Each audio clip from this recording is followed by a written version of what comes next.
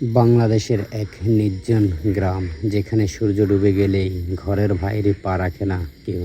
কারণ বিশ্বাস করা হয় সেখানে প্রতি রাতে চলে আসে ভূতের বিচার। কুড়িগ্রামের এক এলাকায় রয়েছে প্রাচীন বটগাছ, যার নিচে রাতে কেউ গেলেই আর ফিরে আসে না, এমনটাই বলে গ্রামের লোকজন। গাছটার নাম বিচারতলা। স্থানীয়রা বলে একসময় এখানে জমিদার তার দাসদের নির্মমভাবে শাস্তি দিত। এক রাতে এক নিরীহ কৃষককে শাস্তি দেওয়ার সময় তার আত্মা নাকি জমিদারকেই ধরে নিয়ে যায়। তারপর থেকে প্রতি রাতে এই গাছের নিচে আত্মারা বিচার করে, কে ভালো কে খারাপ, কে বিচার দেখছে, আবার কেউ শুনছে কান্নার শব্দ। একবার এক যুবক সাহস করে রাতে ভিডিও করতে গিয়েছিল। পরের দিন সকালে তার ফোনে পাওয়া যায় কেবল একটাই ফাইল, জাস্টিন MP4, কিন্তু খুললেই শুধু সাদা পর্দা আর কান্নার শব্দ।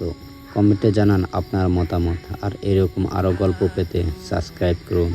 কিন্তু মনে রাখবেন, রাতে নামলেই বিচার হয়।